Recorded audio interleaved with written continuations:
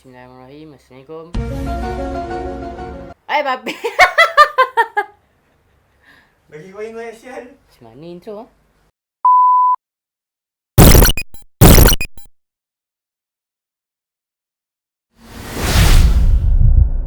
Bismillahirrahmanirrahim. Assalamualaikum. Selamat kembali di channel YouTube Lukis Janji Production. So hari ni topik yang aku nak bincangkan dekat korang adalah cara ataupun tips untuk kita simpanan duit untuk beli equipment.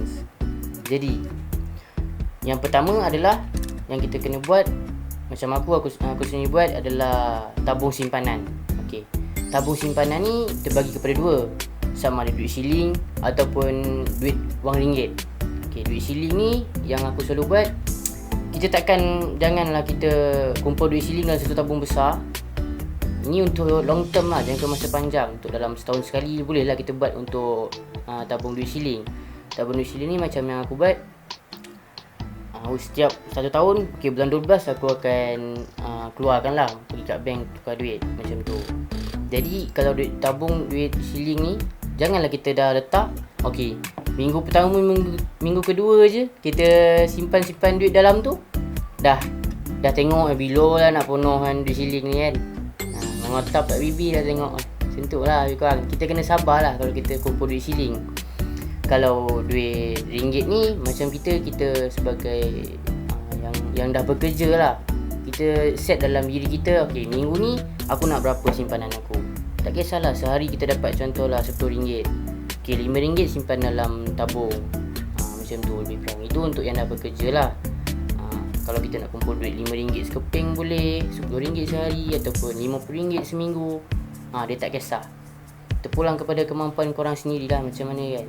Itu tips yang pertama. Tips yang kedua adalah yang kita boleh buat sebagai fotografer. Kita boleh buat tabung untuk setiap duit yang kita dapat.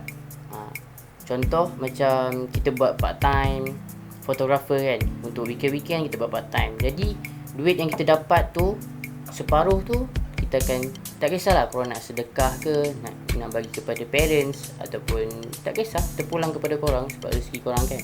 Jadi yang boleh buat macam yang aku selalu buat, separuh aku akan sedekah, separuh akan bagi kepada parents. Jadi yang tinggal sikit yang baki tu, janganlah kita membazir pergi ke mana-mana duit tu kan. Kita rolling balik duit tu, kita simpan dalam satu bekas ataupun satu tabung.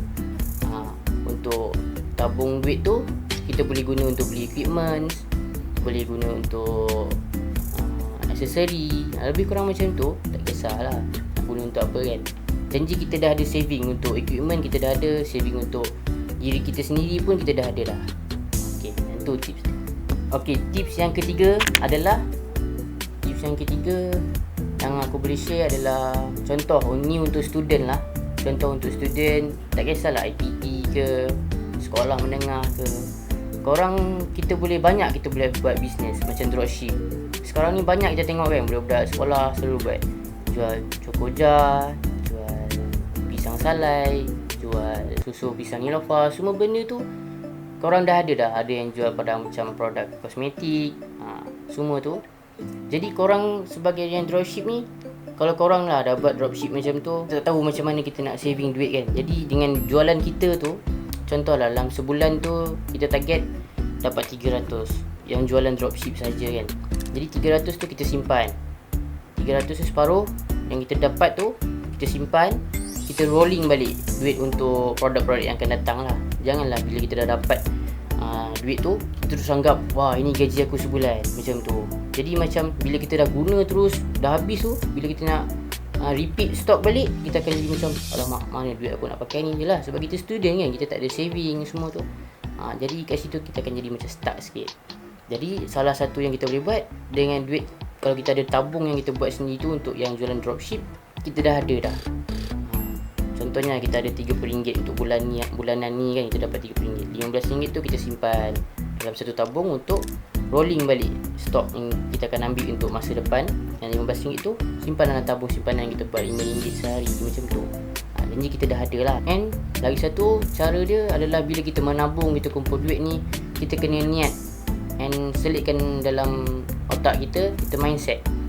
Kita dah set kan, aku buat ni untuk beli something yang kita nak. Dia dah tetap lah. Jadi kalau ada orang macam kita macam ada kawan yang beli something, benda-benda kita rasa macam cemburu ke apa kan, jadi kita dah tak terpengaruh pun dengan diorang sebab kita dah mindset, aku dapat duit ni, aku nak beli something ni. And benda tu kita kena tahu sama ada benda tu keperluan ataupun kehendak. Kita kena pandai bezakan dua benda tu lah. Terima kasih kepada sesiapa yang sudi luangkan masa tengok YouTube channel Lukis Janji Production dan selalu support kita orang. And harap-harap korang jangan lupa untuk like, subscribe and tekan notification bell yang dekat bawah tu. And kongsikan dengan semua orang yang kita orang buat something ni. Terima kasih. Bye. Jumpa lagi next content.